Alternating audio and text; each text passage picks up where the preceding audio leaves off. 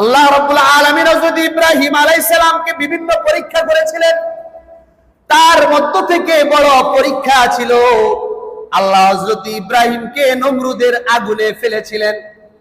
নমরুদ হযরত ইব্রাহিম আলাইহিস সালামকে আগুনে ফেলে দিয়েছিল।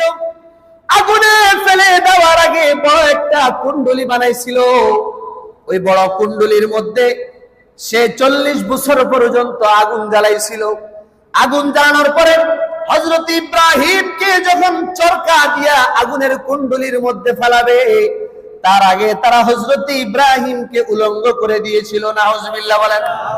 অনেকের জানা নাই এই ঘটনা।